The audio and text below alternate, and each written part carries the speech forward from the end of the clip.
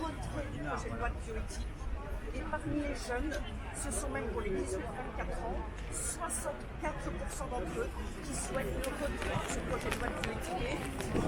Nous sommes dans un contexte social très difficile. Ajouter un contexte à fond sociétal et très irresponsable. Emmanuel Macron, le 31 décembre dernier, appelait de ses voeux à l'unité, à l'union. Eh bien, ce projet de loi fracture, il divise, il ne fait qu'ajouter un fonds supplémentaire dans un contexte qui est aujourd'hui devenu très difficile et même très malsain. Nous le voyons bien à travers toutes ces violences qui émaillent la vie actuelle de notre pays. Ce retrait est donc absolument nécessaire et nous rejoignons en cela la majorité des Français qui sentent bien que c'est inacceptable. Voilà, merci beaucoup de votre écoute. Merci Ludovine. Je donne maintenant la parole à Pascale Morinière, qui est présidente des associations familiales catholiques. Bonjour à tous. Donc nous, ce que nous souhaitons également dénoncer avec les 22 associations de marche aux enfants, des centaines de milliers de sympathisants actifs et des millions de personnes qui partagent notre opinion, c'est l'instrumentalisation de la détresse des femmes. Quelques milliers de femmes ont été mises en avant avec un système de cheval de Troie médiatique et qui a permis essentiellement de parler de PMA et de GPA et d'occulter tout ce qu'il y avait derrière que Ludovine de la Rochère, que Caroline Roux viennent d'écrire, c'est-à-dire l'organisation d'une procréation marchande, d'une procréation technique. Effectivement, non seulement des écologistes ont dénoncé il y a quelques jours, mais aussi une philosophe comme Sylviane Agacinski qui s'alarme de cette mainmise technique sur la procréation, sur le corps, sur la chair, sur la vie, sur l'enfantement. Donc, est-ce que les Français sont d'accord? Est-ce qu'ils ont donné un mandat à leurs élus pour opérer cette révolution de la filiation, cette révolution de l'engendrement? Personnellement, je ne crois pas. Nous sommes là donc pour dénoncer cela. Nous avons été lanceurs d'alerte, comme le disait Franck Meyer. Aujourd'hui, nous allons déclarer un état d'urgence. Nous voulons alerter nos concitoyens qu'ils aient bien conscience qu'un basculement est en train de se produire, qu'une ligne rouge est en train d'être franchie et que c'est nous tous qui devons prendre ces transgressions en compte. Je vous remercie. Merci. Aude Mirkovic, des juristes pour l'enfance. Aude, c'est à vous. Bien, alors voilà, nous, les juristes, nous voulons alerter particulièrement sur la privation d'une filiation à laquelle sont exposés des millions d'enfants.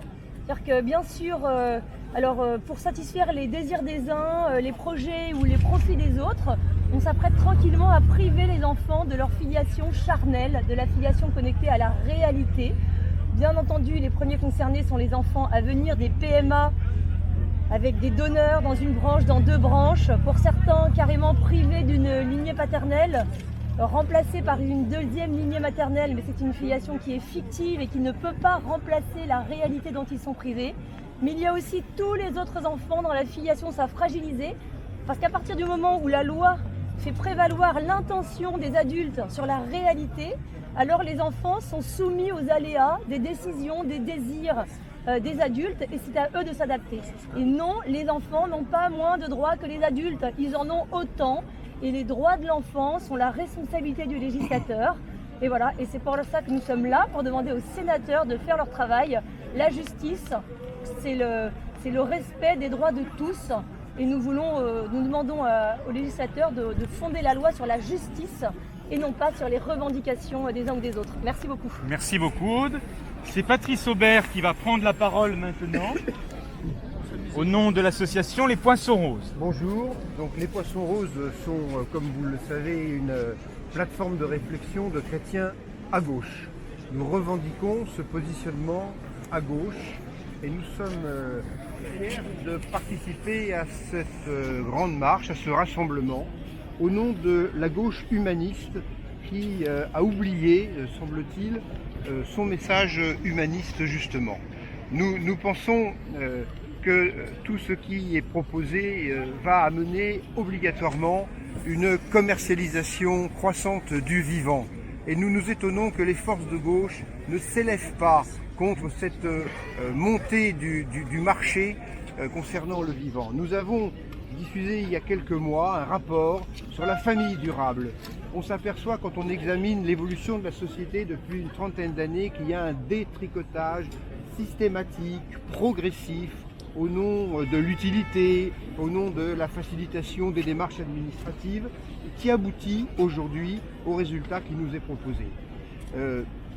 Si j'interroge les uns ou les autres, je vous demande qui parmi vous a ou a l'intention de donner ses gamètes.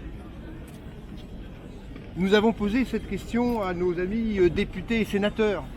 Très peu répondent et la plupart ne le feront pas. Nous allons vers une sorte de guerre du sperme qui aboutira à quoi? Qui aboutira à devoir payer. Voilà, payer les dons de sperme ou de gamètes. Et donc nous nous élevons vigoureusement contre cette marchandisation qui est inéluctable. Merci beaucoup. Donc Franck Meyer, maire de Sotteville-sous-le-Vin, et je suis porte-parole du collectif des maires pour l'enfance. Vous savez, les maires sont officiers d'état civil et c'est à eux qu'il revient notamment de rédiger avec leurs services, valider les actes de naissance, tout ce qui relève évidemment de l'état civil. Qu'est-ce qui nous choque et qu'est-ce qui nous fait nous associer à Marchons Enfants? Eh bien, premièrement, c'est que nous refusons d'être instrumentalisés, nous les maires, adjoints aux maires, officiers d'état civil, nous refusons d'être instrumentalisés parce que nous voyons bien que nous allons vers une artificialisation et puis également une déconnexion et une dématérialisation de la filiation. Tout cela ne va pas dans le bon sens, c'est pourquoi nous disons oui, il faut un moratoire, oui, il faut que ce projet de loi soit retravaillé tel qu'il est écrit, ça ne va pas. Prenons l'exemple de la déclaration anticipée de volonté que l'on propose dans ce projet de loi. Nous avons bien compris à la lecture du projet que c'est différent de la reconnaissance. Quand un adulte veut reconnaître un enfant, cette reconnaissance peut être contestée parce que, par exemple, il n'y a pas de lien biologique avéré entre l'adulte qui dit être le parent de l'enfant qui est ainsi présenté et que l'on veut reconnaître. Mais là, avec cette déclaration anticipée de volonté, sur quoi est-ce qu'on fondera la réalité? Je tiens à le dire parce que peu le savent, le 20 mars l'année dernière, donc 20 mars 2019, le gouvernement et particulièrement donc le ministère de la Justice a signé une circulaire demandant aux maires de lutter contre les reconnaissances frauduleuses d'enfants. On nous a donné une grille d'analyse afin de pouvoir lutter contre ces reconnaissances frauduleuses. Dans cette grille d'analyse, on nous demande d'indiquer si la personne qui dit être parent de l'enfant qu'elle veut reconnaître, est-ce qu'elle a des hésitations dans sa déclaration?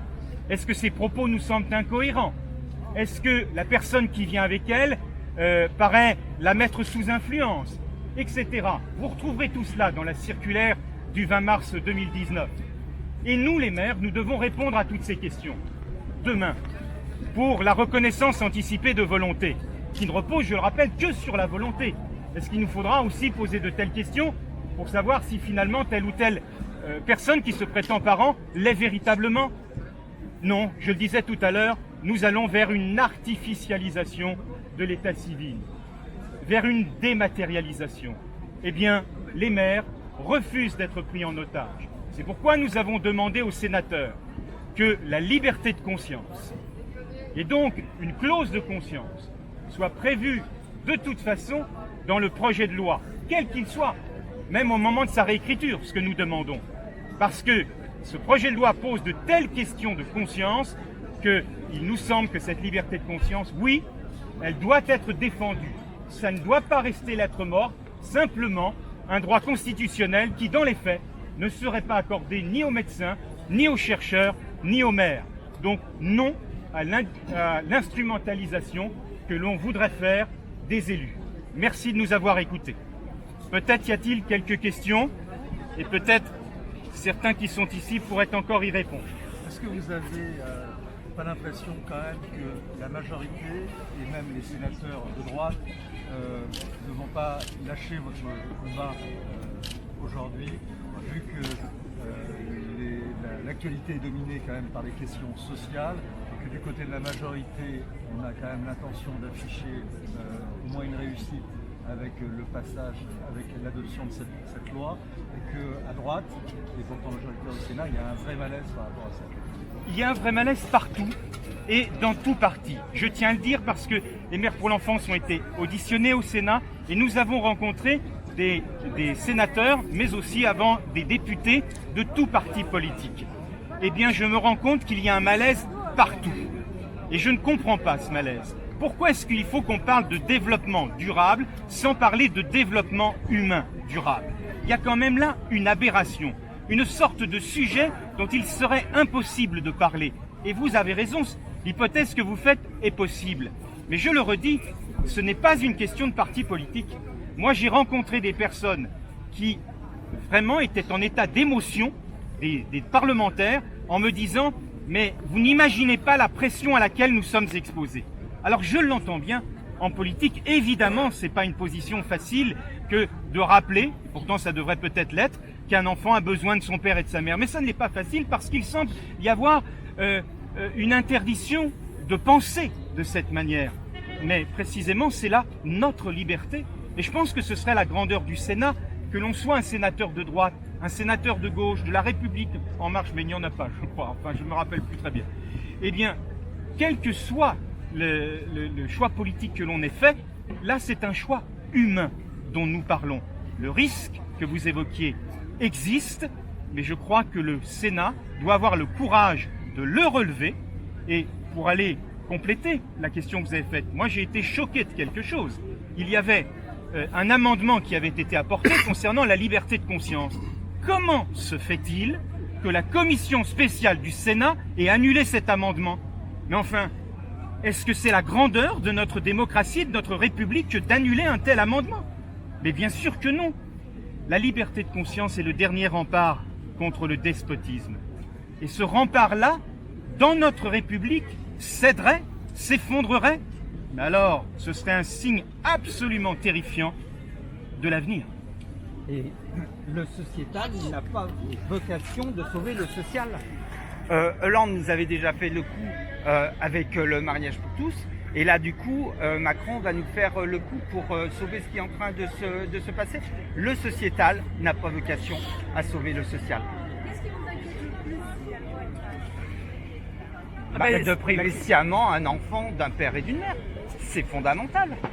Je posais la question tout à l'heure, vous connaissez, vous, des enfants qui sont nés de deux femmes ou de deux pères? Qu'est-ce qui va se passer? Moi, je suis homosexuel. Je sais ce qui va se passer. C'est-à-dire qu'il va y avoir donc un homme et une femme dans le cadre du mariage qui peuvent avoir un enfant. Dans le cadre du mariage pour tous, deux hommes, deux femmes qui peuvent avoir un enfant. Là, il va y avoir le cadre de deux femmes ou d'une femme seule qui peut avoir un enfant. Et qu'est-ce qu'ils vont dire les homosexuels? On est discriminés, et pourquoi pas nous, etc. Et évidemment qu'on va arriver à ça. Et moi, en tant qu'homosexuel, c'est bien pour ça que je suis là dès le début, dès 2012, pour dénoncer cela en disant je ne veux pas être responsable de ça, parce que je sais très bien que s'il y a la PMA, il y aura la GPA. Et je vais donner la parole à Alliance Vita parce que non, ce n'est pas que l'article 4. Oui, oui. En fait, ce que nous dénonçons, c'est une artificialisation aujourd'hui de l'humain à travers toutes ces mesures. Et alors qu'on prend aujourd'hui conscience des dégâts infligés à la nature et à l'environnement, on est en train de manipuler l'embryon humain, de manipuler, de bricoler la procréation. Et c'est ça ce qui nous inquiète. C'est pour les générations à venir, c'est pour les droits de l'enfant, c'est pour le droit des plus fragiles, et puis pour toute l'humanité entière. Et je tiens à redire que Blanche Streb, pharmacienne d'Alliance Vita, le 6 octobre dernier, avait révélé l'affaire des embryons chimères. Je me souviens que dans la conférence de presse que nous avions, une journaliste nous avait dit « mais vous inventez n'importe quoi ». Aujourd'hui, on sait c'était pas du tout une invention de n'importe quoi, que c'est la réalité. C'est pourquoi ça a été dit tout à l'heure, des intellectuels se sont insurgés cette semaine dans le journal Le Monde en disant « oui, l'article 14, l'article 15 tel qu'il est rédigé prévoit bien ce mélange humain-animal ». Une autre question? Oui, il y a une information sur les réseaux sociaux qui dit que Manuel Valls va participer à la manifestation. Est-ce que vous pouvez le confirmer? Alors, pour l'instant, nous n'avons pas cette information. Si c'était le cas, eh bien, on serait bien heureux de voir qu'il se préoccupe aussi de l'avenir de l'être humain. Une question encore? Eh bien, je vous remercie, mesdames et messieurs. et merci pour le travail qui est le vôtre. Merci à Marchons Enfants et aux représentants des associations. Merci beaucoup. Bravo. Bravo. Bravo. Bravo. On va mettre tout le monde à l'UNEV.